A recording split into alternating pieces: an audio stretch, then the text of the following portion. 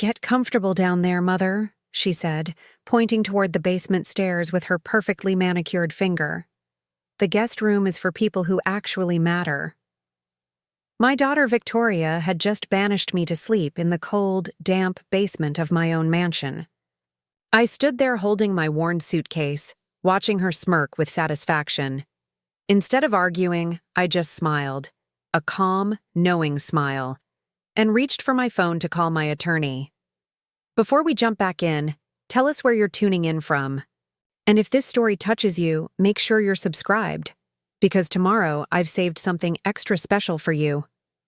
My name is Catherine Beaumont, and I built an empire from absolutely nothing.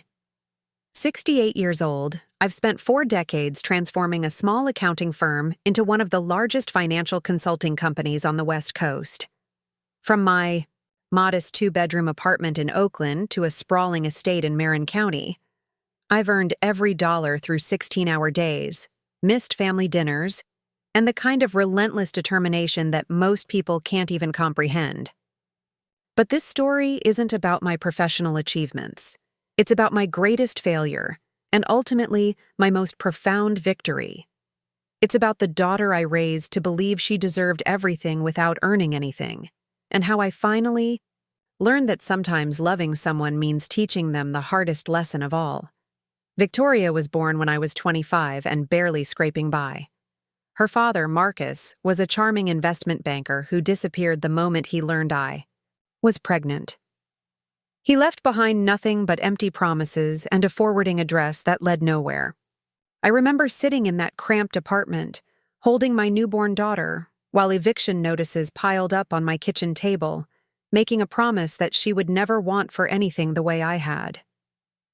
Looking back, that promise was both my greatest motivation and my greatest mistake. I poured everything into Victoria.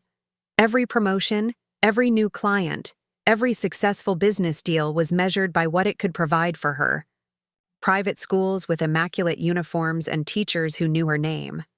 Dance lessons, piano lessons, writing lessons, whatever sparked her interest, even briefly. Summer camps in Switzerland, spring breaks in Aspen, a sweet 16 party that cost more than most people's annual salary. I justified every indulgence by telling myself I was giving her opportunities I never had. When she wanted a car for her 16th birthday, I bought her a BMW. When she decided she wanted to study art history in Paris, I funded the entire adventure without question. When she graduated and announced she needed time to find herself, I supported her travels across Europe for 2 years. The warning signs were there, scattered throughout her childhood like breadcrumbs I chose to ignore. When she was 8, she threw a tantrum at a charity gala because another child was wearing a similar dress. Instead of teaching her about gratitude and humility, I bought her 3 new dresses the next day. When she was 14, she convinced me to fire our longtime housekeeper Maria because, in Victoria's words, she looks at me funny. Maria had been with us for 6 years, had helped raise Victoria when I was traveling for business, but I chose my daughter's comfort over loyalty. Every time Victoria displayed entitled behavior, I found a way to rationalize it. She's just spirited. She knows what she wants. She's confident. I created elaborate justifications for behavior that should have been corrected, not celebrated. The pattern continued through her 20s. Victoria moved from interest to interest, relationship to relationship, always with my financial backing. She opened a boutique that failed within 8 months. She started a lifestyle blog that generated more expenses than income. She dated a series of men who seemed more interested in my bank account than her personality. And when each relationship ended dramatically, I was the one left consoling her and funding her recovery retreats. Through it all, I told myself I was being a good mother. I was providing stability, support, unconditional love. I was everything my own mother hadn't been: present, generous, invested in my child's happiness. My mother had been distant, critical, focused more on appearances than emotions. I swore I would be different. But somewhere in my determination to be the opposite of my own mother, I lost sight of what good parenting actually meant. The first real crack in our relationship appeared 3 years ago when I suggested Victoria might benefit from getting a job. She was 32, living in the guest house on my property, and spending her days shopping online and posting inspirational quotes on social media. I approached the conversation gently, suggesting she might find fulfillment in contributing to society in some meaningful way. Her reaction was volcanic. She accused me of being controlling, of trying to sabotage her healing journey, of not understanding her artistic temperament. She didn't speak to me for 2 weeks, communicating only through dramatic text messages about how I was crushing her spirit. Eventually, I apologized and increased her monthly allowance to make amends. That should have been my wake-up call. Instead, it became my template for managing our relationship. Avoid conflict, provide financial solutions, prioritize her temporary happiness over long-term growth. The second crack came 18 months later when I had my heart attack. I was rushed to the hospital during what should have been a routine board meeting, my assistant finding me collapsed in my office. For 3 days, I lay in intensive care while doctors ran tests and monitors beeped around me. I was alone, scared, and facing my own mortality for the first time. Victoria visited once. She stayed for 20 minutes, spent most of that time on her phone, and left because she had a spa appointment she couldn't reschedule. When I was discharged a week later, weak and overwhelmed, she was in Napa with friends, posting wine-tasting photos while I navigated my recovery alone. My longtime assistant Rebecca stayed with me those first few nights, helping me manage medications and doctor appointments. Rebecca, who had worked for me for 15 years, showed more care and concern than my own daughter. The irony wasn't lost on me, but I stuffed the realization down, focusing instead on my gratitude that Victoria was young and didn't have to be burdened by my health problems. Preparing and narrating this story took us a lot of time, so if you are enjoying it, subscribe to our channel. It means a lot to us. Now back to the story. I was becoming an expert at protecting Victoria from reality, even when that reality was my own vulnerability. The third crack, the one that should have shattered everything, came 8 months ago during my 68th birthday celebration. I had planned an intimate dinner at my favorite restaurant, inviting only my closest friends and, of course, Victoria. I spent weeks preparing, wanting everything to be perfect. I bought a new dress, made reservations at the exclusive French restaurant where I'd celebrated every major milestone for the past decade, and looked forward to a quiet evening surrounded by people who mattered to me. Victoria arrived 45 minutes late, clearly having pre-gamed somewhere else. She was loud, inappropriate, and dismissive of my friends. When my longtime friend Eleanor, a fellow entrepreneur who had built her own successful business, tried to engage Victoria in conversation about her interests, Victoria rolled her eyes and announced that old people don't understand creativity. The evening deteriorated from there. Victoria complained about the food, criticized the wine selection, and spent most of dinner on her phone. When Eleanor's husband David proposed a toast to celebrate my achievements, Victoria interrupted to announce that she needed to leave early because her friends were having a real party somewhere more fun. She left without saying goodbye, without acknowledging the celebration, without even a cursory happy birthday. I sat there surrounded by friends who looked embarrassed for me, their faces reflecting a mixture of sympathy and shock. Eleanor reached across the table and squeezed my hand, but neither of us said what we were both thinking.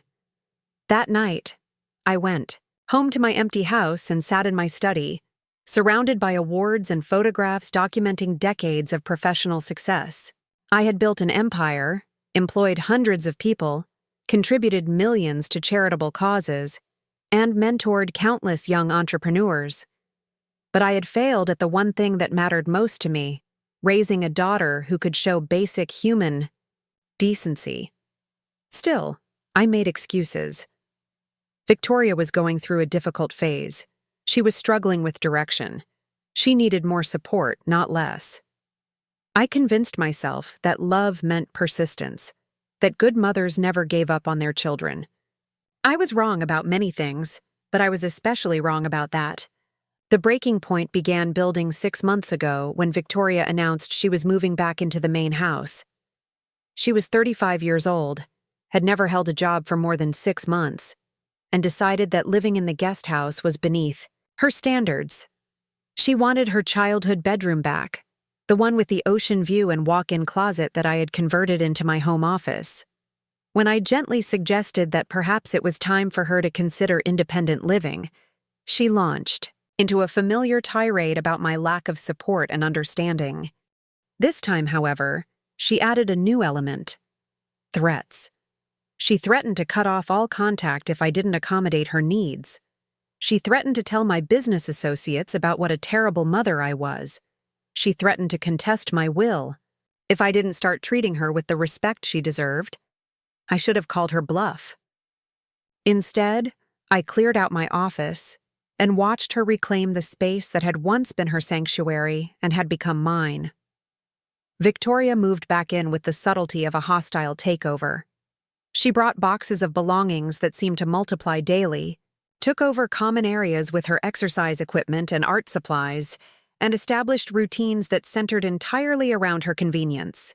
She slept until noon, leaving dirty dishes in the sink for the housekeeper.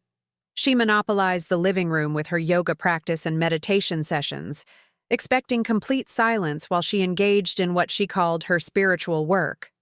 Most challenging was her attitude toward my home itself. She criticized everything. The furniture was too traditional, the art was outdated, the kitchen needed renovation. She spoke about my house as though it were hers, making plans for changes. She wanted to implement and discussing renovations as though my input was merely a courtesy rather than a requirement. I found myself becoming a guest in my own home, tiptoeing around Victoria's schedule and preferences. When my housekeeper Carmen mentioned that Victoria had forbidden her from cleaning certain areas because they were now Victoria's private spaces, I should have intervened. When Victoria started ordering food deliveries that she expected me to pay for without consultation, I should have established boundaries. When she began inviting friends over for parties that lasted until 3 in the morning, disturbing my sleep and my peace, I should have said no. Instead, I adapted. I adjusted my routines around hers, modified my expectations to accommodate her demands, and convinced myself that this was temporary. Victoria was figuring things out. She needed stability. I was providing a safe space for her growth. The truth was simpler and more devastating. I was enabling the very behavior that was destroying both of us.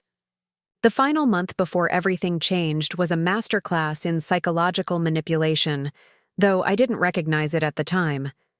Victoria had perfected the art of making me feel guilty for having boundaries while simultaneously pushing those boundaries further and further until they disappeared entirely. It started with small requests that seemed reasonable. Could she borrow my car because hers was in the shop? Of course. Could she use my credit card for groceries since she was shopping for both of us? Naturally. Could she invite a few friends for dinner since she was feeling isolated? Absolutely. But the requests multiplied and expanded. My car became her primary vehicle. My credit card became her personal shopping account. My home became her entertainment venue. Each concession I made became the foundation for the next demand, and each demand was presented as though refusing would be evidence of my failure as a mother. Victoria had learned exactly which emotional buttons to push. When I hesitated about any request, she would remind me of my own childhood loneliness, suggesting that I was perpetuating cycles of emotional neglect. When I expressed concern about expenses, she would point out my wealth and question whether I loved money more than her happiness. When I mentioned feeling overwhelmed, she would accuse me of being dramatic and remind me that she was dealing with much more stress than I could possibly understand. The manipulation was so skillful, so perfectly calibrated to my specific vulnerabilities, that I rarely recognized it as manipulation at all. Instead, I felt guilty, selfish, and increasingly confused about my own perceptions and needs. Looking back, I can see how deliberately she isolated me from my support system during those final weeks. When my friend Eleanor called to check on me, Victoria would hover nearby, making comments about my conversation or creating interruptions that made meaningful dialogue impossible. When Rebecca suggested lunch to discuss some business matters, Victoria would suddenly need my immediate attention for some crisis that couldn't wait. Slowly, systematically, Victoria created an environment where she was my primary relationship, my main source of social interaction, and my constant emotional focus. She became the center of my universe not through love or mutual respect, but through exhaustion and manipulation. The basement incident didn't happen overnight. It was the culmination of weeks of Victoria gradually asserting more control over household decisions, questioning my judgment about everything from dinner choices to business investments, and treating me less like a mother and more like an inconvenient roommate who happened to pay all the bills. 3 weeks before that final humiliation, Victoria announced that she needed my bedroom. She claimed that her childhood room, despite being spacious and beautifully appointed, was affecting her energy and preventing her from manifesting her goals. She needed the master suite with its ocean view, sitting area, and private balcony to properly align her chakras and advance her spiritual development. I laughed, thinking she was joking. The master bedroom had been my sanctuary for 15 years, the space where I retreated after long days building my business, where I had recovered from my heart attack, where I kept my most personal belongings and memories. The idea of giving up my bedroom to my adult daughter seemed so absurd that I didn't take the suggestion seriously. Victoria didn't laugh. She explained, with the patience of someone speaking to a child, that my attachment to material spaces was preventing both of us from growing.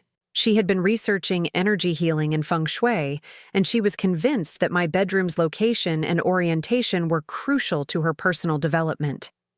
She needed that space, and my resistance was evidence of my own spiritual stagnation. When I refused, she began a campaign of psychological warfare that was as impressive as it was devastating. She would meditate loudly outside my bedroom door at 5 a.m, claiming she needed to be near positive energy. She would burn sage throughout the house, creating smoke that triggered my allergies, explaining that she was clearing negative vibrations that were concentrated around my room. She would invite her spiritual advisor, a woman named Crystal, who charged $200 an hour for energy readings, to visit and confirm that the house's spiritual balance was being disrupted by my selfish attachment to material possessions. For 2 weeks, I endured daily lectures about energy flow, karmic debt, and spiritual generosity. Victoria recruited allies among her friends, who would visit and casually mention how beautiful my bedroom was, and how it seemed wasted on someone who spent so little time appreciating its spiritual significance. She found articles online about parents who had successfully supported their children's growth by making material sacrifices, forwarding them to me with subject lines like, "Inspiring stories of true maternal love." The pressure was relentless, multifaceted, and expertly designed to make me question my own sanity and values. Every day I didn't comply became evidence of my selfishness. Every boundary I tried to maintain became proof of my spiritual poverty. Every moment of frustration I expressed became confirmation that I was choosing material attachment over my daughter's well-being. Finally, exhausted and confused, I agreed to let Victoria use my bedroom temporarily while she worked through her spiritual blocks.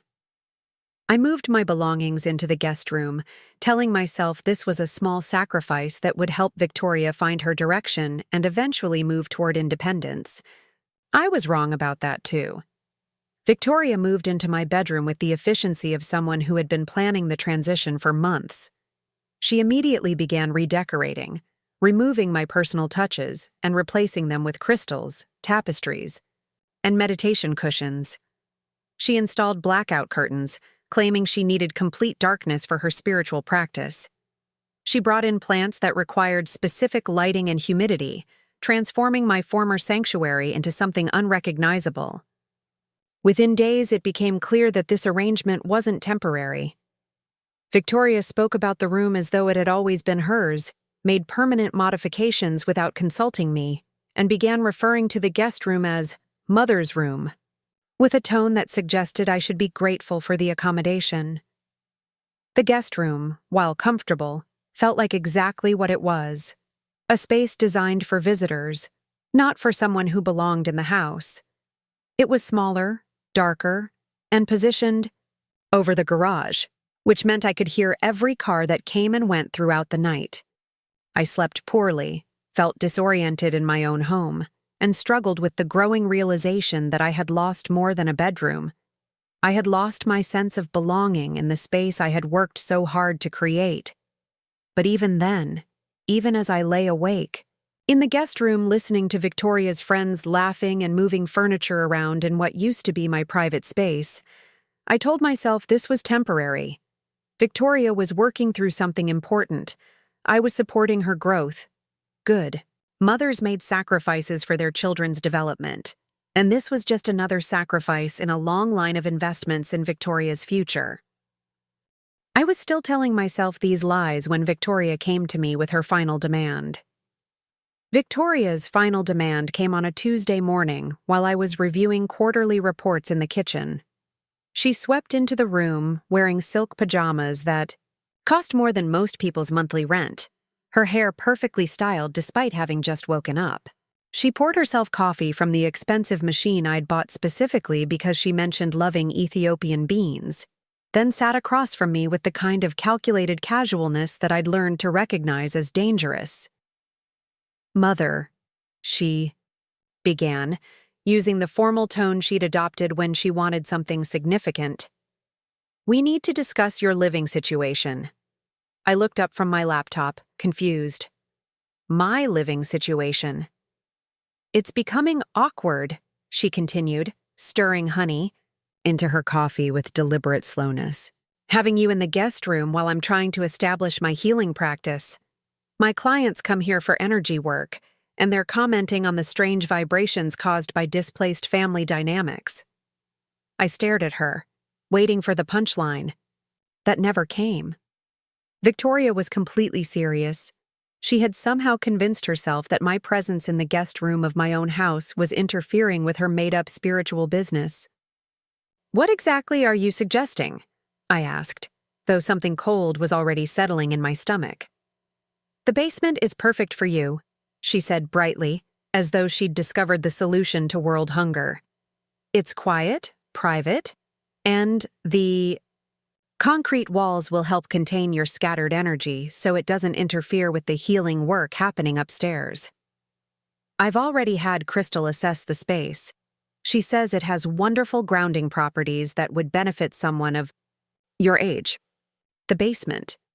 She wanted me to move into the basement of my own house so she could conduct fake spiritual sessions in the guest room. "Victoria," I said slowly, trying to maintain my composure, "I'm not moving into the basement. This is my home." Her expression shifted immediately, the bright smile replaced by the cold mask I'd seen more frequently in recent months. "I should have known you'd be resistant to growth. You've always been threatened by my spiritual development." "This has nothing to do with your spiritual development," I replied, my voice rising despite my efforts to stay calm. "This is about basic respect and boundaries." "Boundaries?" Victoria laughed, a sound devoid of warmth. "That's rich, coming from someone who's spent my entire life trying to control me with money. You think because you pay for things, you get to dictate how I live my authentic life?" The conversation spiraled from there, following patterns that had become depressingly familiar. Victoria accused me of being manipulative, controlling, and spiritually bankrupt. She claimed that my resistance to her suggestions was evidence of my deep-seated fear of her success. She brought up every sacrifice she claimed to have made by living with me, every inconvenience she'd endured for my benefit, every way I had supposedly held her back from achieving her full potential. When logic failed, she moved to emotional manipulation. She reminded me of my heart attack, suggesting that my stress levels were probably affecting my health and that a quieter space might be beneficial for my recovery. She mentioned my age, implying that perhaps I was experiencing cognitive decline that made it difficult for me to understand modern approaches to living arrangements. She even brought up my mother, claiming that I was repeating generational patterns of emotional rigidity that were damaging to family harmony. For 3 hours, she systematically dismantled every objection I raised. When I pointed out that the basement was cold and damp, she offered to buy me a space heater and dehumidifier. When I mentioned that it had no natural light, she suggested that artificial lighting was better for someone with my sleep schedule anyway. When I said it felt like exile in my own home, she accused me of being dramatic and self-centered. The most devastating part wasn't her audacity or her cruelty. It was how effectively she used my own words and values against me. Every conversation we'd had about compassion, flexibility, and supporting family members became ammunition in her argument. Every time I'd encouraged her to think creatively or challenge conventional wisdom, became evidence that I should embrace unconventional living arrangements. Every moment I'd prioritized her happiness over my own comfort became proof that this sacrifice was natural and expected. By the end of that marathon conversation, I was emotionally exhausted and questioning my own perceptions.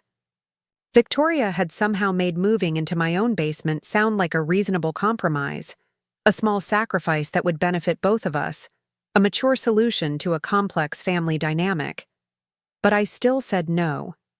Victoria didn't argue further that day. She simply nodded, gave me a smile that looked more like a threat, and said, "I understand. You need time to process this. We can revisit the conversation when you're feeling more open to growth." What followed was 2 weeks of psychological warfare that made her previous campaigns look like gentle persuasion. Victoria launched a comprehensive assault on my peace of mind, using every weapon in her considerable arsenal of manipulation techniques.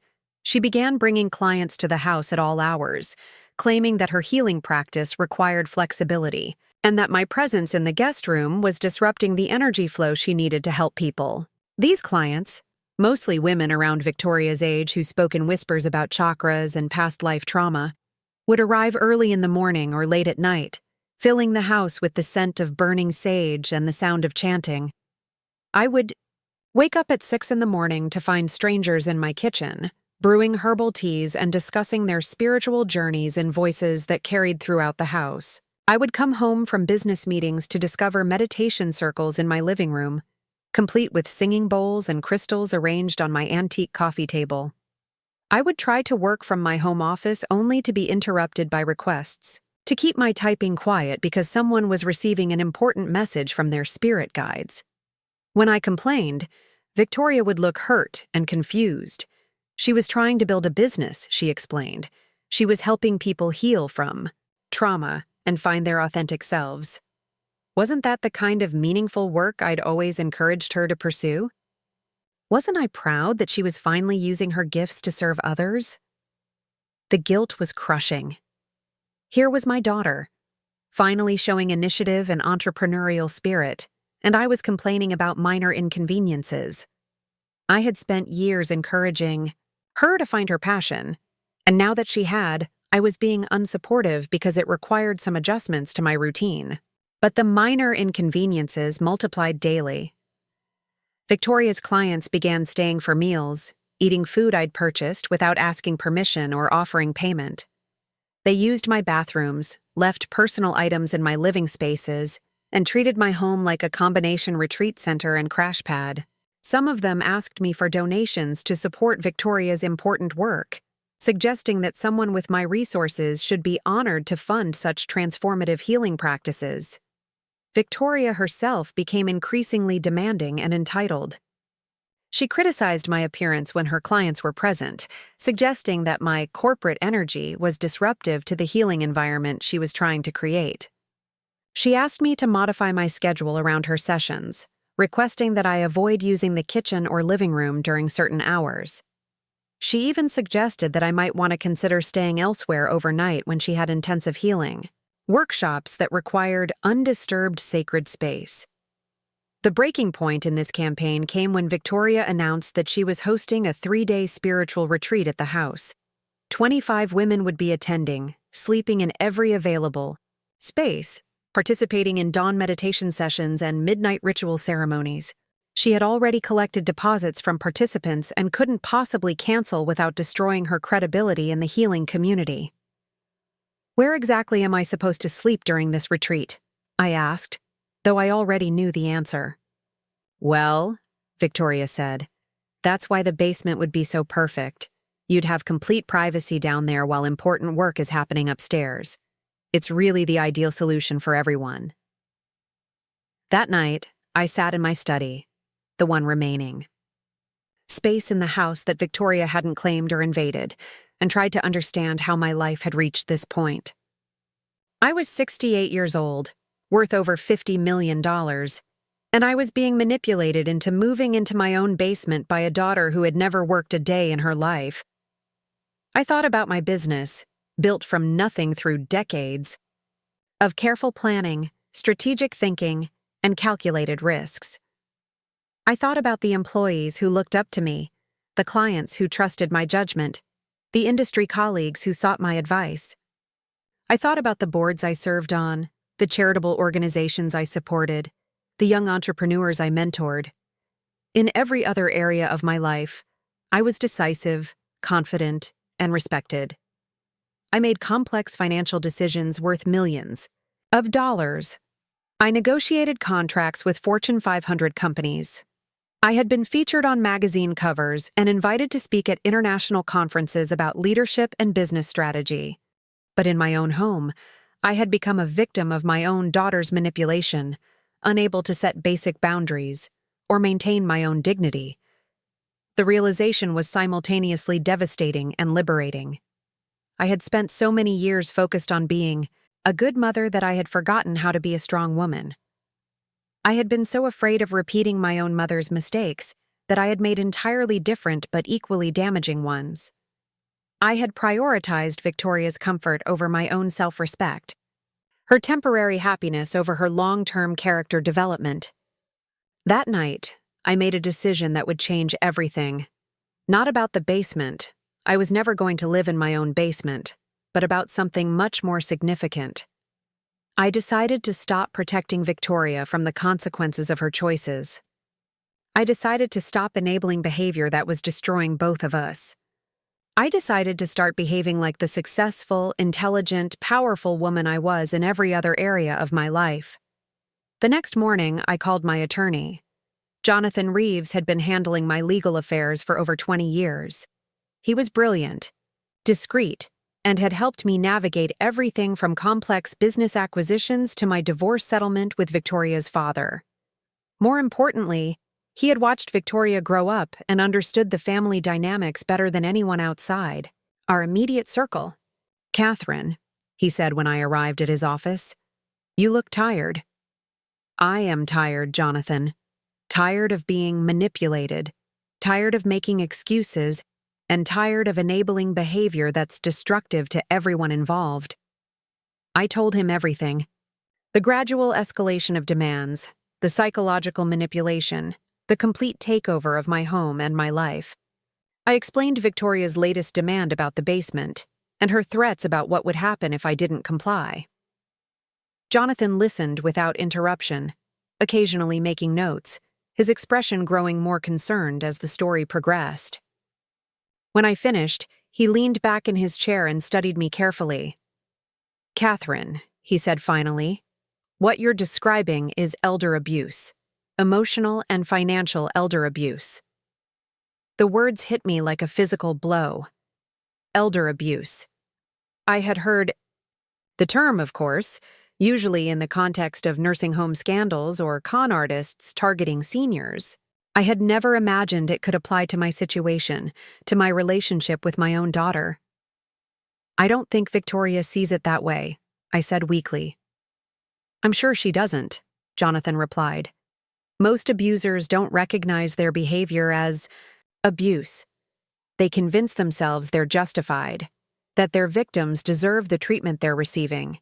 that they're actually the ones being victimized. He pulled out a legal pad and began making notes. Let's talk about your options.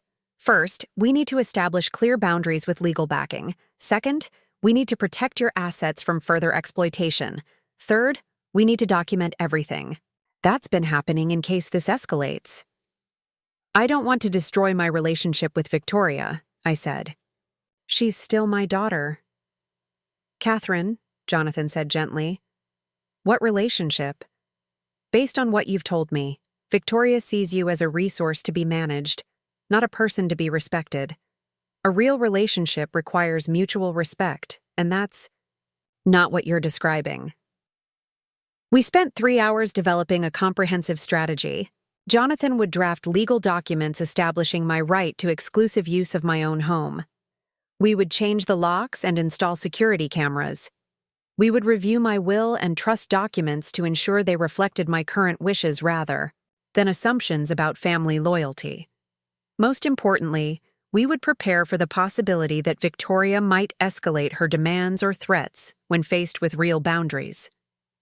There's something else we should discuss, Jonathan said as our meeting was winding down. Your estate planning. Given what you've told me about Victoria's sense of entitlement and her treatment of you, do you still want her to inherit everything automatically? The question hung in the air like smoke. I had always assumed that Victoria would inherit my entire estate. She was my only child, my only family. Everything I had built was meant to provide for her future, to ensure she would never experience the financial insecurity I had known as a young woman. But sitting in Jonathan's office, thinking about the woman Victoria had become, I realized that inheriting millions of dollars without earning them or appreciating their value would be the worst thing that could happen to her. Money without wisdom, wealth without character, inheritance without responsibility. These things would destroy whatever remained of her potential for growth and genuine happiness. I need to think about that, I said. Take your time, Jonathan replied. But Catherine, consider this. The greatest gift you can give Victoria might not be your money. It might be the opportunity to learn that actions have consequences, that respect must be earned, and that genuine relationships require treating other people as human beings rather than resources. I drove home slowly, Jonathan's words echoing in my mind. For the first time in months, I felt something I had almost forgotten: hope. Not hope that Victoria would suddenly transform into the daughter I had always wanted, but hope that I could transform into the mother she actually needed, strong enough to set boundaries, wise enough to distinguish between helping and enabling, brave enough to prioritize long-term growth over short-term peace. Victoria was waiting for me when I walked through the front door. She was sitting in my favorite chair, the one I had bought to celebrate my first $1 million year, wearing an expression of calculated innocence that I now recognized as her preparation for major manipulation. "Mother," she said sweetly, "I've been thinking about our conversation yesterday. I realize I may have been pushing too hard about the basement. I want you to know that I understand this is your house, and I respect your feelings about the living arrangements." For a moment, I felt the familiar surge of relief and gratitude that came whenever Victoria showed any sign of reasonableness. This was the pattern that had trapped me for years, periods of extreme demands followed by temporary retreats that made me feel grateful for basic human decency. But this time, something was different. This time, I recognized the manipulation for what it was. "I'm glad to hear that," I said carefully. "I've come up with a much better solution," Victoria continued, her smile widening. "Instead of you moving to the basement, I think we should convert the basement into a beautiful guest suite. We can bring in contractors, install proper lighting and heating, maybe even add a small kitchenette. It would be perfect for when I have extended workshops or overnight clients." I stared at her, amazed by her audacity. She hadn't given up on displacing me. She had simply found a more palatable way to present the same demand. Instead of banishing me to the basement, she was suggesting that I pay to renovate the basement so she could banish me there more comfortably. And where would I sleep while this construction is happening? I asked. Well, Victoria said, I suppose you could use the couch in the study temporarily. Or maybe get a nice hotel room. Treat yourself to a little vacation while the work is being done. There it was. The real plan. Victoria wanted me out of my own house entirely while she transformed it into her personal retreat center, funded entirely by my money and designed entirely for her convenience. Standing there, looking at my daughter's expectant face, I felt something shift inside me. Not anger exactly, but clarity. Crystal clear understanding of what was happening and what needed to happen next. Victoria wasn't going to change because she saw no reason to change. From her perspective, our current arrangement was perfect. She had complete control over her environment, unlimited access to resources, and a mother who absorbed all inconvenience and conflict without serious resistance. She had no motivation to develop independence, responsibility, or basic consideration for others because I had systematically removed all consequences for her behavior. I had created a world where Victoria's comfort was the highest priority, where her temporary happiness mattered more than anyone else's fundamental rights, where her preferences automatically became everyone else's obligations. But I had the power to change that world. I had the power to create consequences. I had the power to establish boundaries. I had the power to demonstrate that treating people with disrespect and cruelty would no longer be tolerated, even when those people loved you unconditionally, especially when those people loved you unconditionally. Victoria, I said quietly, I'm not renovating the basement. I'm not moving to the basement. I'm not staying in hotels while you convert my home into your business. This is my house, and I'm going to start acting like it. Her expression changed immediately, the sweet mask dropping to reveal something cold and calculating underneath. I see, she said. So you're choosing selfishness over supporting your daughter's growth.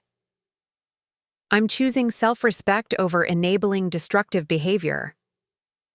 Fine, Victoria said, standing up and smoothing her silk pajamas. If that's how you want to play this, I have options too. Maybe it's time I started telling people about what kind of mother you really are.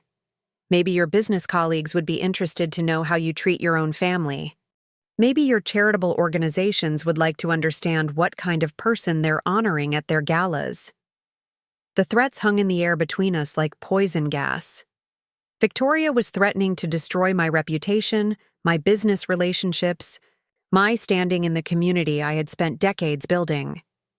She was threatening to weaponize my own success against me, to turn my achievements into vulnerabilities. A year ago, these threats would have terrified me. A year ago, I would have immediately begun negotiating, offering compromises, seeking ways to appease her anger and protect my public image. But standing there, fresh from my meeting with Jonathan, armed with new understanding of my situation and my options, I felt something unexpected: relief. Victoria had finally dropped all pretense. She had revealed exactly who she was and what she was willing to do to maintain control over me and my resources. She had given me permission to stop pretending this was a normal mother-daughter relationship. She had given me permission to stop protecting her from the consequences of her choices. She had given me permission to start protecting myself.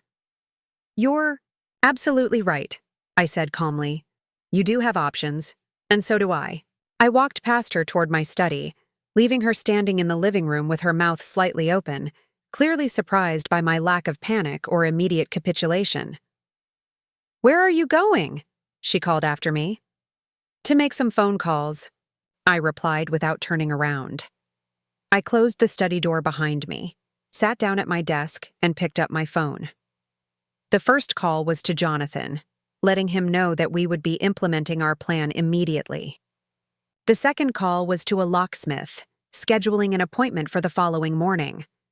The third call was to my security company, arranging for camera installation and system upgrades.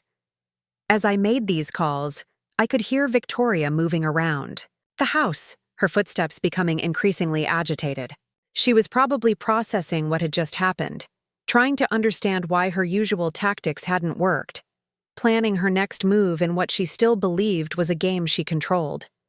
She had no idea that the game was about to change completely. She had no idea that threatening me had been the worst possible strategy, that it had freed me from the last traces of guilt and obligation that had kept me trapped in our destructive dynamic. Most importantly, she had no idea that in my desk drawer, I kept copies of all my legal documents, including the will that currently left her everything, and the trust documents that would soon be modified to reflect my new understanding of what genuine love and responsibility actually meant. Victoria was about to learn that consequences existed, that respect was required, and that treating people badly was a choice that came with a price. She was about to learn what it meant to have a mother who loved her enough to stop enabling her destruction of herself and everyone around her. The education was going to begin the next morning. The locksmith arrived at 7 in the morning, just as Victoria was stumbling out of my former bedroom in search of coffee. She stood in the kitchen doorway, watching through the window as two men examined our front door with professional interest, their van parked prominently in the circular driveway. "What's going on?" she asked, her voice still thick with sleep but sharp with suspicion.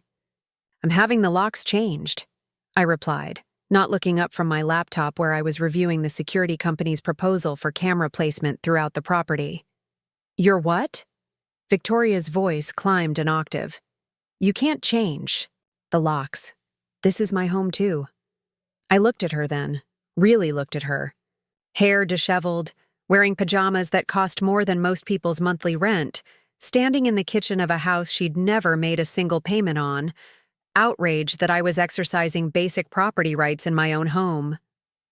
"Victoria," I said, calmly, "this has never been your home. This is my house. You have been a guest here, and guests don't get to dictate the terms of their stay." The transformation in her expression was immediate and dramatic. The sleepy confusion vanished, replaced by the cold fury I'd learned to recognize as her response to any challenge to her assumed authority. "I can't believe you're doing this," she said. "After everything I've sacrificed to take care of you, to help you through your health problems, to support you in your old age, this is how you repay me?" The lies came so smoothly, so convincingly, that for a moment I almost doubted my own memories. Had Victoria taken care of me during my recovery? Had she sacrificed anything for my benefit? Had she supported me in any meaningful way? But then, I remembered the 20-minute hospital visit, the spa appointment that couldn't be rescheduled, the complete absence during my most vulnerable moments. I remembered who had actually been there: Rebecca, Eleanor, Carmen the housekeeper who brought me soup and checked on me daily while Victoria posted vacation photos from Napa. "What exactly have you sacrificed?" I asked. Victoria launched into a detailed recitation of her supposed contributions to our household. She had managed the spiritual energy of the house, creating a healing environment that benefited my recovery. She had entertained my guests during social gatherings, helping maintain my reputation in the community. She had provided emotional support during my difficult business decisions, offering perspective that only a family member could give. Each claim was more outrageous than the last, but Victoria delivered them with such conviction that I could see how she had convinced herself they were true. In her mind, her mere presence was a gift. Her unsolicited opinions were valuable contributions. Her demands for accommodation were actually acts of service to the family. "Victoria," I interrupted when she paused for breath, "you have never paid rent, utilities, groceries, or any household expenses. You have never contributed to maintenance, cleaning, or upkeep. You have never worked a job or contributed to the family income. You have lived here entirely as my dependent while treating me like your employee." I'm not finished. The authority in my own voice surprised me. You have spent the last 6 months systematically taking over my home, displacing me from my own spaces, and demanding that I fund your fantasy business while accommodating strangers at all hours. Yesterday, you demanded that I move into the basement of my own house so you could expand your operations. Victoria's face was flushing red, but I continued. When I refused, you threatened to destroy my reputation and my business relationships. You threatened to use my success against me as punishment for setting boundaries in my own home. I never said, those were your exact words, Victoria. And they were the words that freed me from any obligation to continue enabling your behavior. The locksmith knocked on the door, interrupting our confrontation. I let him in, explained what I needed, and watched Victoria's face as the reality of the situation began to penetrate her shock. You can't lock me out, she said when the locksmith moved to the front door with his equipment. I live here. My things are here. This is illegal.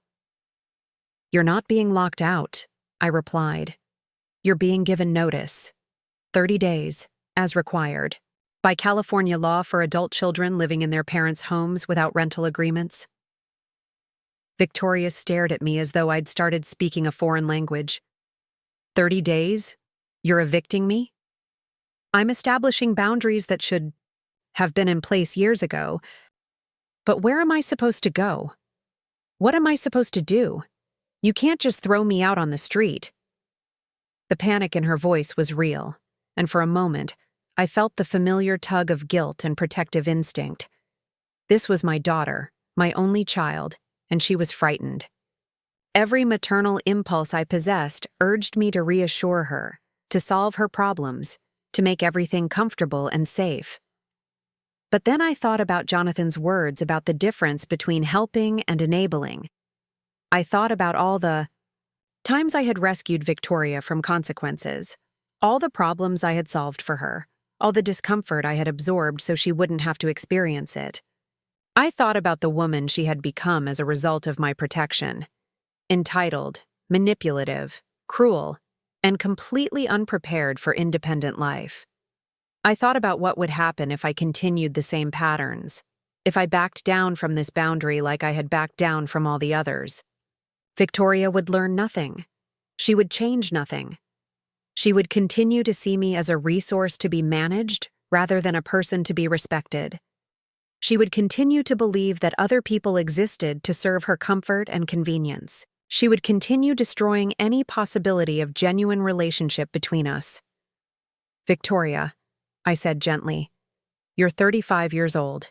You have a college education. You're intelligent and capable, and you've had every advantage money could provide. It's time for you to learn to take care of yourself. But I don't have any money. I don't have a job. I don't have anywhere to go. Then you have 30 days to figure those things out.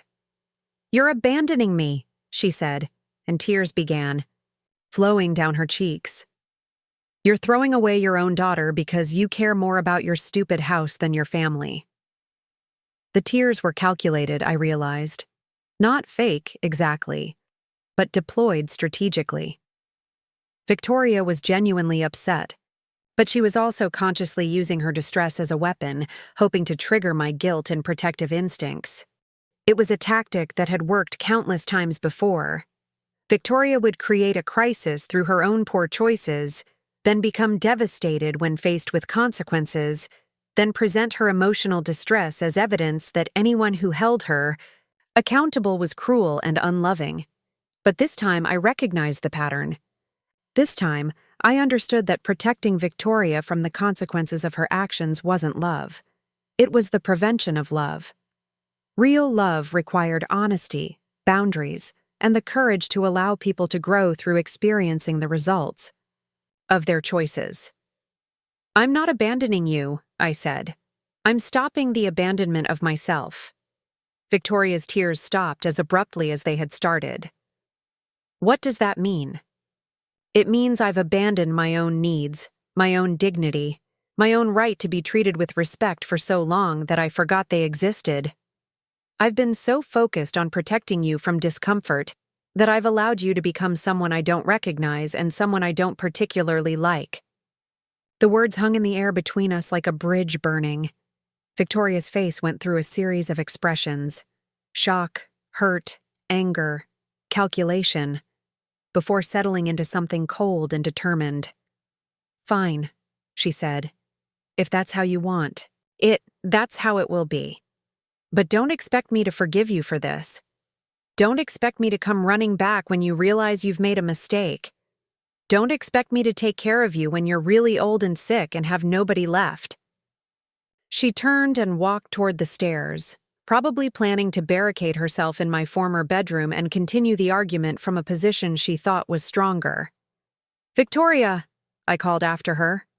She paused, looking back with an expression that suggested she expected me to capitulate, to apologize, to beg her forgiveness for having boundaries.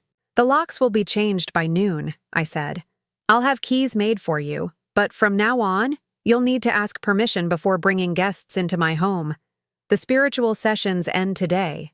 Any clients you've scheduled need to be contacted and relocated." "You can't do this."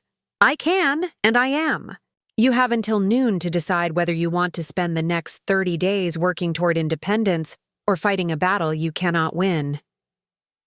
Victoria opened her mouth to argue further, but something in my expression must have convinced her that this time was different.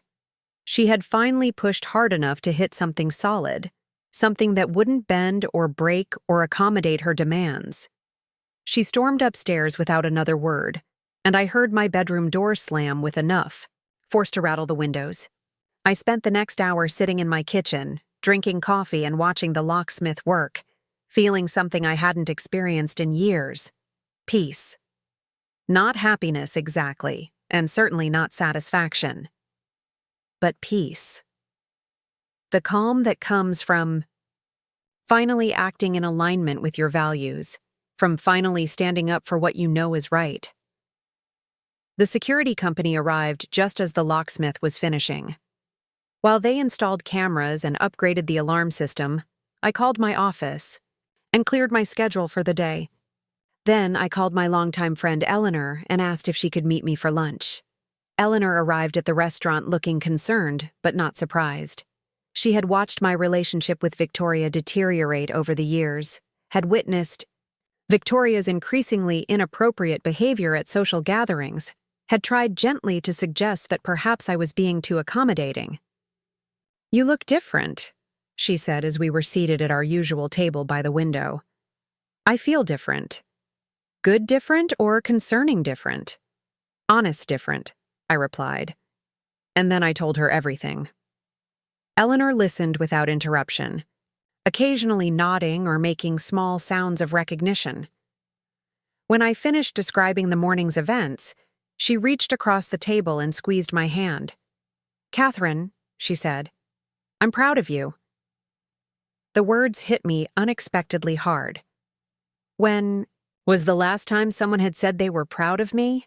When was the last time I had done something worthy of pride, rather than something designed to keep peace or avoid conflict? "It's terrifying," I admitted. "Of course it is. You're dismantling a pattern that's been in place for decades. You're choosing long-term growth over short-term comfort, for both of you. That takes incredible courage." "What if I'm wrong? What if this destroys our relationship permanently?" Eleanor studied my face carefully. "Catherine, what relationship? Based on what you've told me, Victoria sees you as a resource to be managed, not a person to be loved. A relationship requires mutual respect, and that's not what you've been describing." Her words echoed Jonathan's from the day before, and hearing them from someone who had known both Victoria and me for years gave them additional weight. "Maybe," Eleanor continued, "this is the only chance your relationship has. Maybe Victoria needs to learn that you're a person with rights and feelings and boundaries before she can learn to love you as a daughter instead of exploit you as a provider."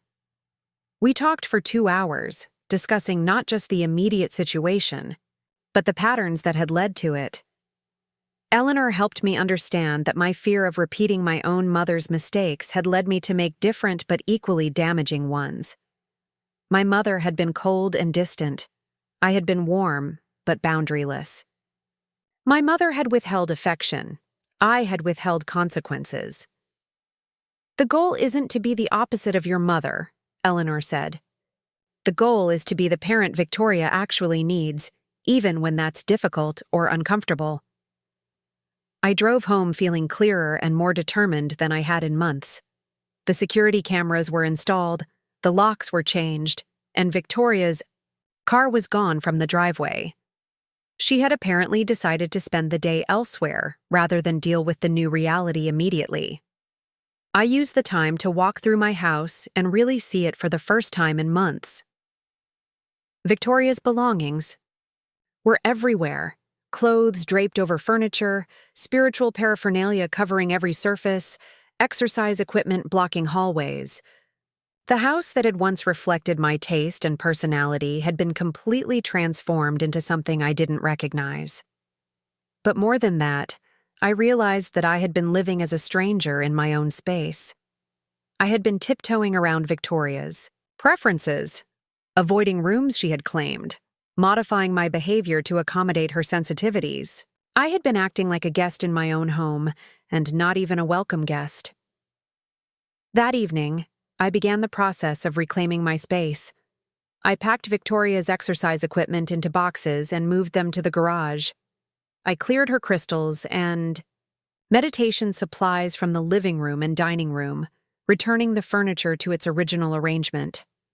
I opened windows that had been kept closed for Victoria's energy work, letting fresh air flow through rooms that had felt stagnant for months. Each small act of reclamation felt significant, like I was literally rebuilding my environment and symbolically rebuilding my sense of self. Victoria returned around 10 o'clock, using her new key to enter through the front door. She found me in the living room, reading a book I had been trying to finish for weeks, but couldn't concentrate on while managing the constant disruptions of her lifestyle. "I see you've been busy," she said, looking around at the restored room. "I've been putting my house back in order." "Your house?" she repeated bitterly. "Right. I keep forgetting that I'm just a tenant here now." "You're not a tenant, Victoria. Tenants pay rent and follow lease agreements. You're a family member who has been living here as my guest, and guests need to respect their host's home and preferences." Victoria sat down across from me, and for a moment, she looked less like the entitled woman who had been making my life miserable and more like the confused child she had been when her father left. "I don't understand what's happening," she said, quietly. "Yesterday, we were family, and today, you're treating me like a stranger."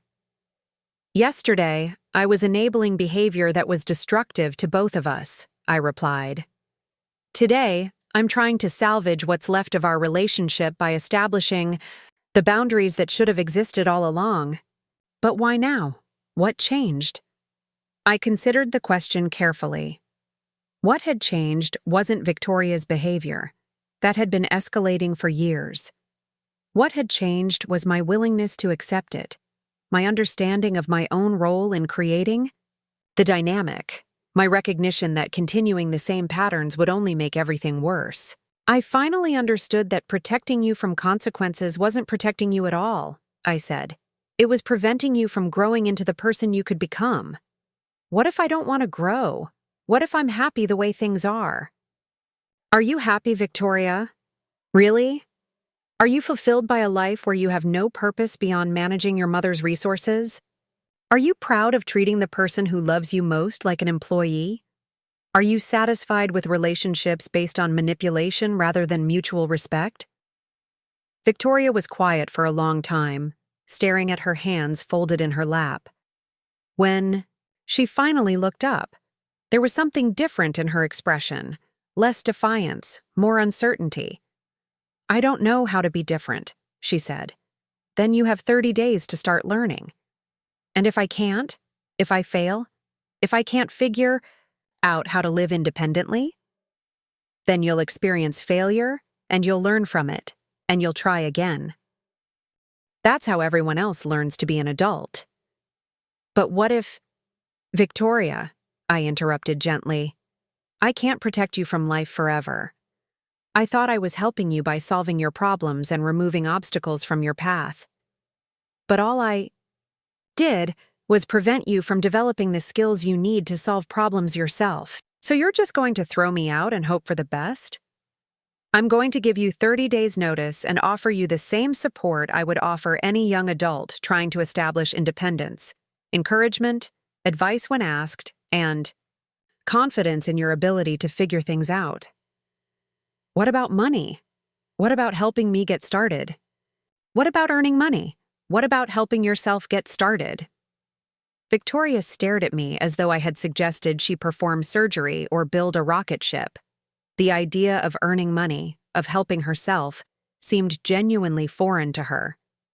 And that's when I realized the full extent of the damage I had done. In my effort to provide Victoria with everything I had lacked as a child, I had given her something far worse than material deprivation. I had given her learned helplessness. I had taught her that problems were other people's responsibility to solve, that she was entitled to comfort and support without reciprocal effort, that the world owed her an easy life because she had once been a child who deserved protection. "You're going to figure this out," I said, more to convince myself than her. "You're intelligent, you're capable, and you have advantages most people don't have. You just need to start using them." Victoria nodded slowly, but I could see the panic in her eyes. For the first time in her adult life, she was facing the prospect of being responsible for herself, and she had no idea how to begin. Part of me wanted to rescue her from that panic, to offer solutions and safety nets and gradual transitions that would make everything easier. But I forced myself to remember Jonathan's words about the difference between helping and enabling, Eleanor's observations about the relationship that had never been allowed to develop. This was what love looked like when it required courage instead of comfort. This was what good parenting looked like when the child was 35 instead of 5. This was what respect looked like when it had to be earned instead of assumed. Victoria went upstairs without saying goodnight, and I sat in my restored living room feeling something I hadn't felt in years: hope. Not hope that everything would be easy or that Victoria would transform overnight, but hope that finally, we both had a chance to become the people we were meant to be. The next morning, I found a note from Victoria on the kitchen counter. It was short, written in her careful handwriting on expensive stationery that I had bought for her years earlier. "Mother, I've gone to stay with friends while I figure things out. I'll be back for my belongings. We need to talk when I'm ready. V." I read the note twice, then placed it in my desk drawer next to my legal documents and my phone list of contractors. Who could help me convert the guest house into a proper rental unit? Victoria might come back in 30 days ready to rebuild our relationship on healthier terms, or she might come back ready to continue fighting for control. Either way, I would be ready.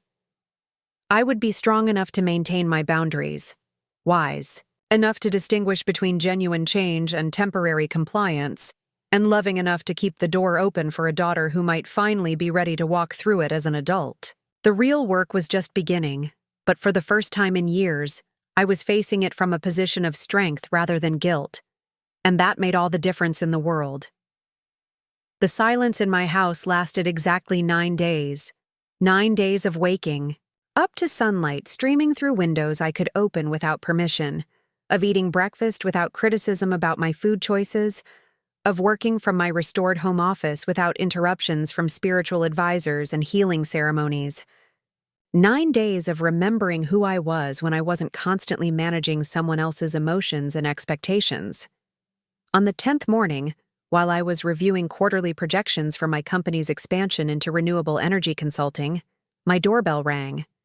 Through the new security systems monitor, I could see Victoria standing on my front porch. But she wasn't alone. Behind her stood a man in an expensive suit carrying a leather briefcase, and beside him was a woman with perfectly styled hair, holding a clipboard. I opened the door cautiously, leaving the security chain engaged. "Mother," Victoria said, her voice artificially bright, "I've brought some people I'd like you to meet." This is Attorney Bradley Morrison, and this is Dr. Patricia Henley, a geriatric psychiatrist. My blood turned cold. I knew exactly what this was. We're here to discuss some concerns about your recent behavior, Attorney Morrison said in a voice that managed to be both condescending and threatening. Your daughter is worried about your mental state and your ability to make sound decisions. I closed the door without responding, my heart pounding. Through the security monitor, I watched them ring the bell repeatedly, saw Victoria gesturing animatedly at the camera, saw the attorney take notes on his phone. This was Victoria's nuclear option. She was attempting to have me declared mentally incompetent so she could gain control of my assets and my property.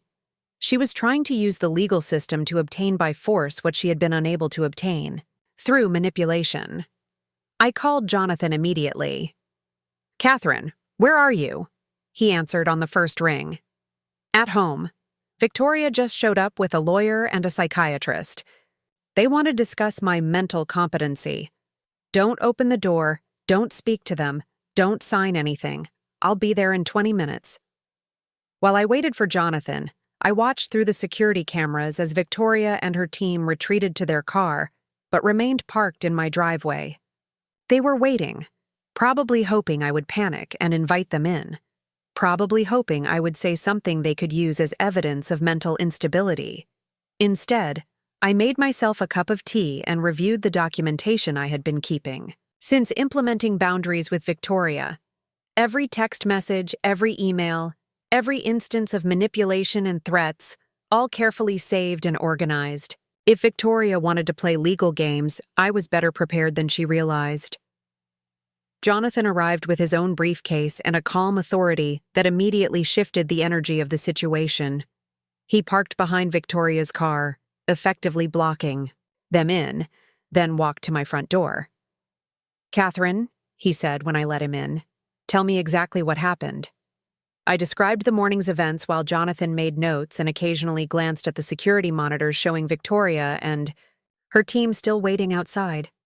"This is what we prepared for," he said when I finished.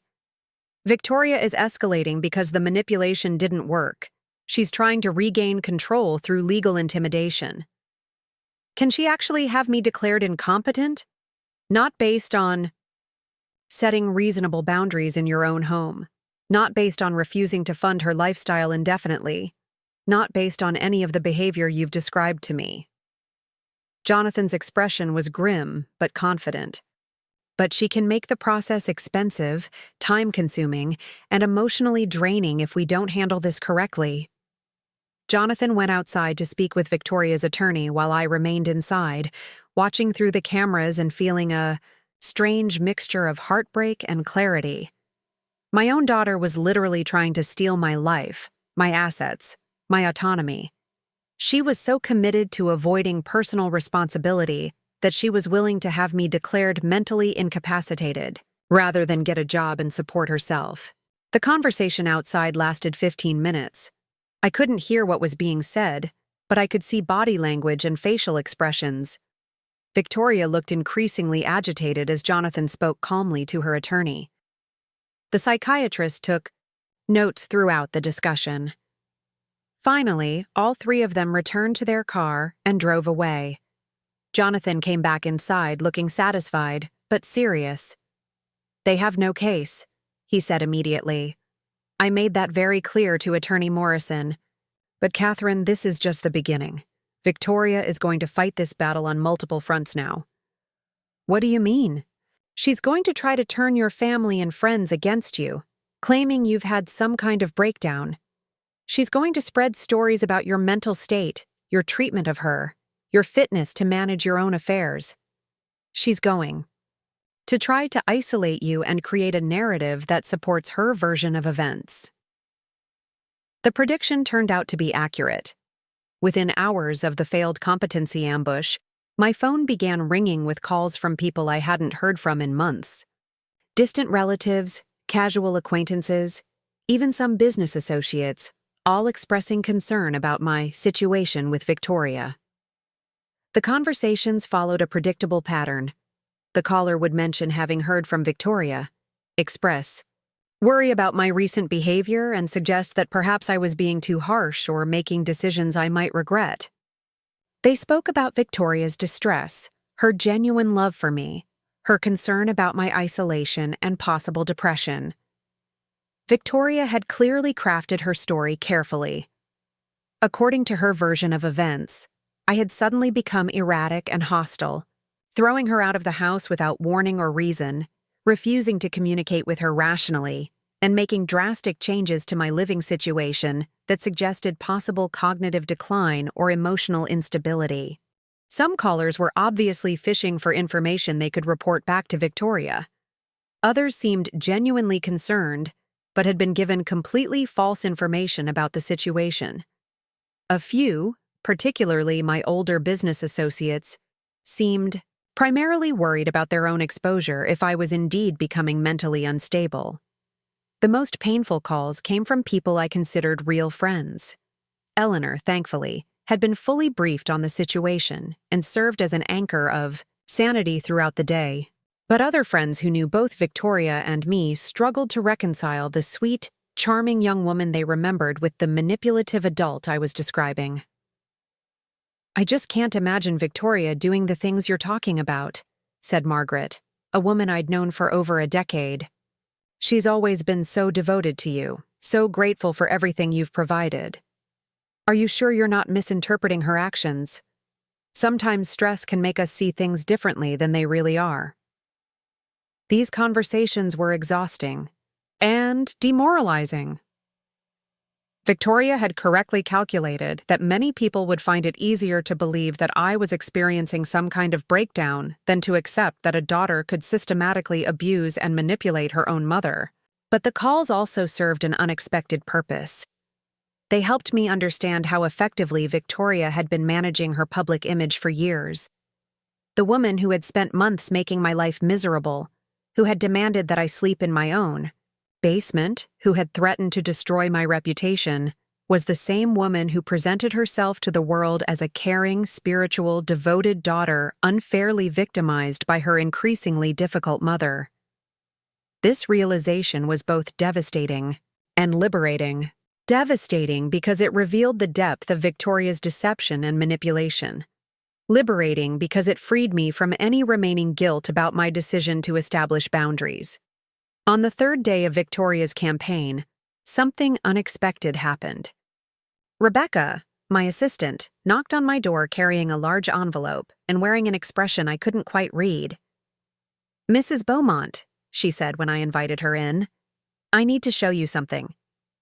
She opened the envelope and pulled out printed copies of social media posts, email screenshots, and text message conversations. All of them featured Victoria. "I've been documenting things for a while," Rebecca said quietly.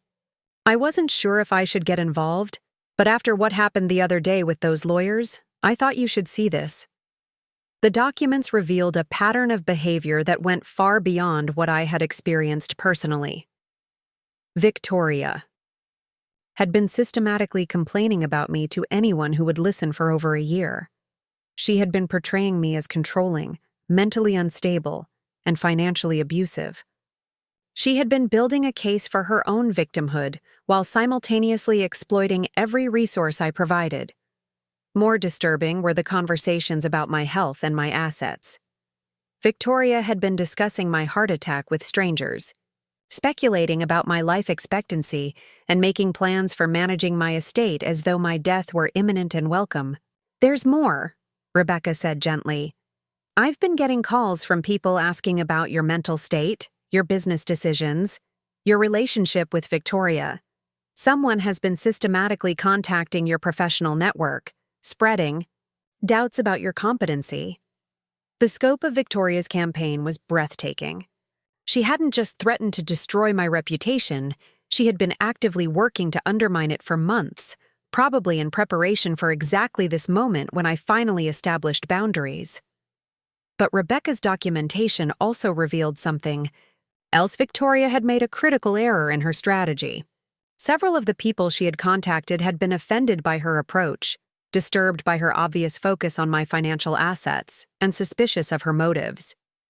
Some had even reached out to Rebecca to verify the stories Victoria was telling. "Mrs. Beaumont," Rebecca said, "I think you should know that most of the people who matter, the people who really know you, they're not buying Victoria's version of events. They're concerned about you, but they're more concerned about her." Over the following week, this pattern became clearer. While Victoria had succeeded in creating drama and spreading gossip, she had failed to build the coalition of support she needed. People who had worked with me for years, who had seen my judgment and character in action, were not easily convinced that I had suddenly become irrational or incompetent. More importantly, Victoria's own behavior during this campaign was revealing her true character to people who had previously been charmed by her public persona. Her angry phone calls, her dramatic stories, her obvious focus on financial control rather than genuine concern. All of these things were creating doubt about her motives and credibility. Meanwhile, I was experiencing something I hadn't felt in years: the support of people who valued me for who I was rather than what I could provide. Colleagues called to express confidence in my judgment. Friends offered assistance with anything I might need. Even some family members who had initially been swayed by Victoria's stories began asking more thoughtful questions and expressing skepticism about her version of events. Eleanor organized a quiet dinner party at her home, inviting several of our mutual friends who had been caught up in Victoria's campaign.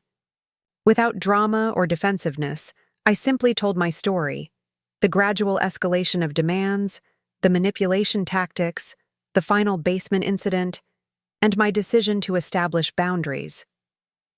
"You know," said David, Eleanor's husband, "Victoria called me last week claiming you'd lost touch with reality. But the woman sitting here telling this story sounds exactly like the Catherine I've known for 20 years. Rational, thoughtful, and probably too patient for her own good." "What I don't understand," added another friend, "is why Victoria thinks anyone would believe that establishing boundaries in your own home is evidence of mental instability. If anything, it sounds like you finally started thinking clearly." These conversations were healing in ways I hadn't anticipated. For months, I had been questioning my own perceptions, wondering if I was being too sensitive or too demanding. Hearing objective observers validate my experiences and my decisions restored my confidence in my own judgment. But the most significant development came 2 weeks after Victoria's competency ambush, in the form of a phone call from someone I hadn't expected to hear from: James Morrison, Victoria's supposed attorney. "Mrs. Beaumont," he said, "I need to apologize for my involvement in the recent unpleasantness. I was retained by your daughter based on information that turned out to be significantly incomplete and, in some cases, entirely false." I listened in stunned silence as he explained that Victoria had hired him based on claims that I was exhibiting clear signs of dementia, that I had been making irrational financial decisions, and that she was concerned for my safety and well-being. "When I met you briefly that day," he continued, "it was immediately apparent that you were completely lucid and competent. When I pressed your daughter for specific evidence of the problems she had described, she became evasive and eventually began making statements that contradicted her original claims." Morrison explained that he had withdrawn from representing Victoria after concluding that her goal was not to protect me, but to gain control of my assets through false allegations of incompetency. "Mrs. Beaumont, I've been practicing elder law for 15 years, and I've seen real cases of cognitive decline and family exploitation. What your daughter was describing didn't match any legitimate pattern of concern. It matched a pattern of attempted financial exploitation." The conversation was both vindicating and heartbreaking.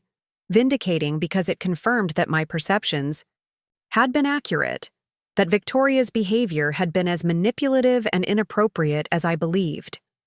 Heartbreaking because it meant that my own daughter had been willing to lie to legal professionals and mental health experts in order to steal my autonomy and my assets. That afternoon, I made a decision that would change everything permanently. I called Jonathan and asked him to schedule a meeting to revise my estate planning documents. I want to establish a charitable foundation, I told him. I want to ensure that my wealth goes toward purposes that actually help people rather than enabling destructive behavior. What about Victoria? Victoria will inherit something, I said, but it will be structured in a way that requires her to demonstrate responsibility and contributes to her growth rather than her stagnation. We spent several hours designing a new estate plan that reflected my values and my realistic assessment of Victoria's character and needs. The bulk of my assets would fund scholarships for young entrepreneurs from disadvantaged backgrounds, support programs for victims of family financial abuse, and endow research into sustainable business practices. Victoria would inherit a trust fund that would provide modest monthly payments contingent on her maintaining employment or engaging in meaningful volunteer work. She would receive larger distributions at specific milestones, completing job training, programs, maintaining steady employment for specified periods, demonstrating financial responsibility. Most importantly, the trust would include provisions for counseling and support services, creating incentives for Victoria to address the underlying issues that had led to our current situation. "This is brilliant," Jonathan said when we finished. Reviewing the documents. "You're providing genuine support while requiring genuine effort. You're funding her growth rather than her stagnation. And if she chooses not to grow, then she'll learn that choices have consequences, and the money will go to people who will use it to build rather than destroy." The estate planning process took several days to complete, during which time Victoria made one final attempt to regain control of the situation. She showed up at my house again, this time alone, looking disheveled and desperate. "Mother," she said when I opened. "The door, we need to talk. I know I've made mistakes, but I'm ready to change.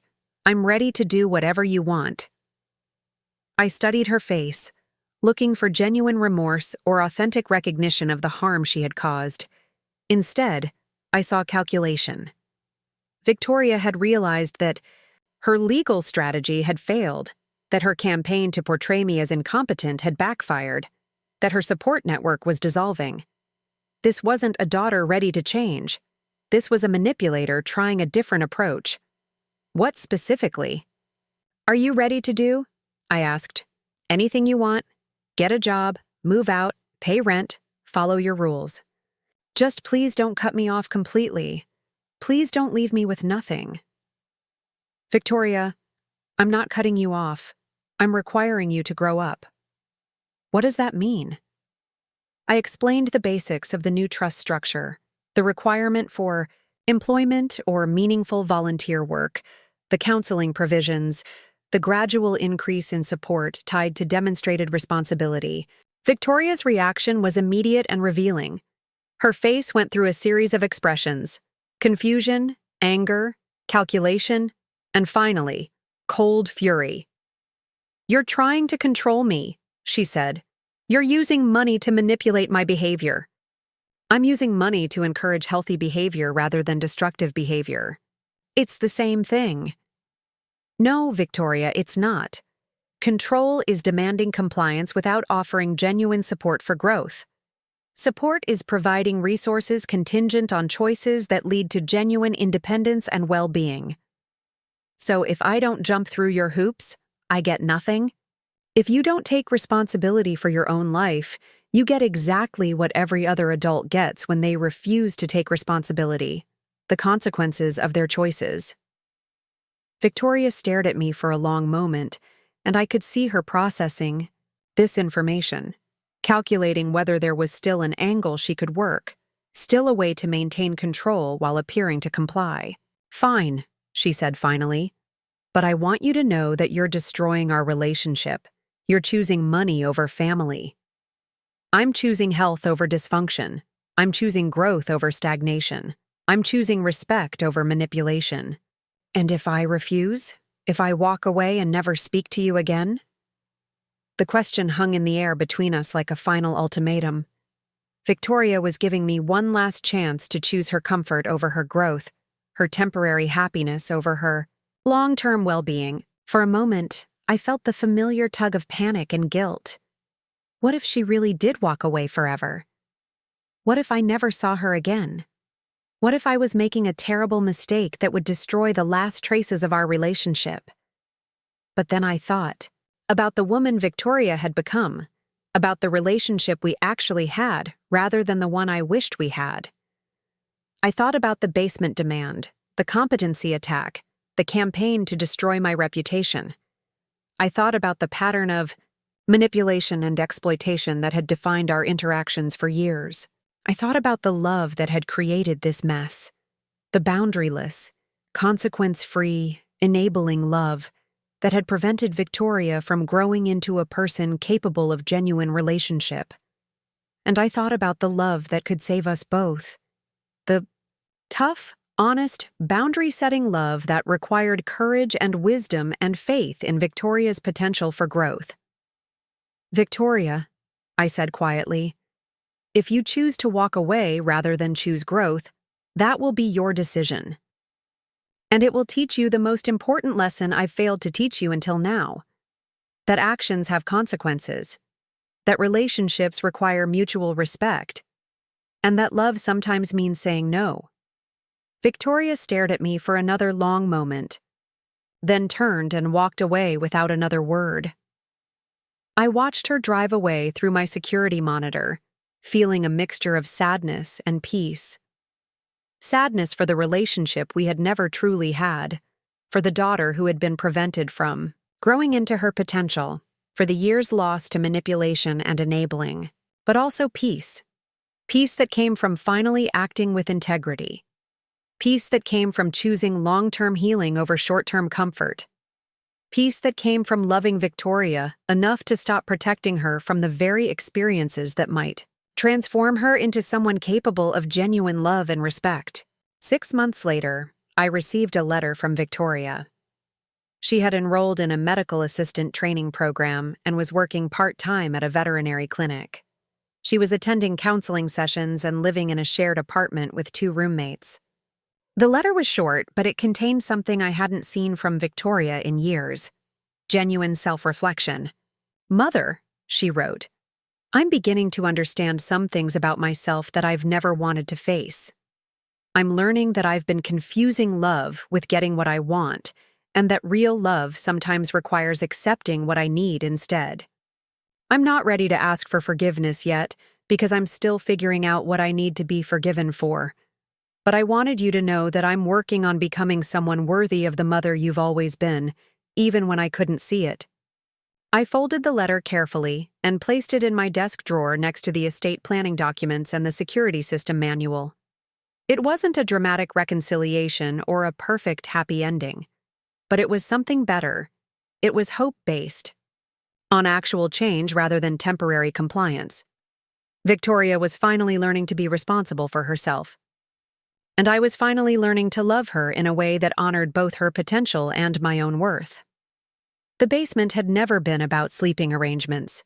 It had been about respect, boundaries, and the difference between enabling and empowering.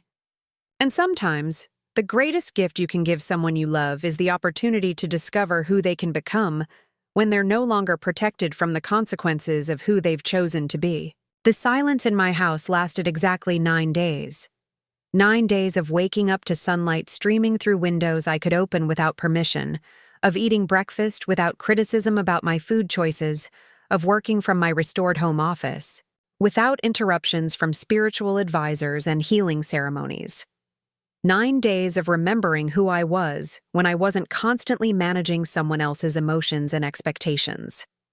On the 10th morning, while I was reviewing quarterly projections for my company's expansion into renewable energy consulting, my doorbell rang. Through the new security systems monitor, I could see Victoria standing on my front porch. But she wasn't alone. Behind her stood a man in an expensive suit carrying a leather briefcase, and beside him was a woman with perfectly styled hair, holding a clipboard. This was Victoria's nuclear option. She was attempting to have me declared mentally incompetent so she could gain control of my assets and my property. She was trying to use the legal system to obtain by force what she had. been unable to obtain through manipulation. 6 months later, I received a letter from Victoria. She had enrolled in a medical assistant training program and was working part-time at a veterinary clinic. She was attending counseling sessions and living in a shared apartment with 2 roommates. Up next, you've got 2 more standout stories right on your screen. If this one hit the mark, you won't want to pass these up. Just click and check them out. And don't forget to subscribe and turn on the notification bell so you don't miss any upload from us.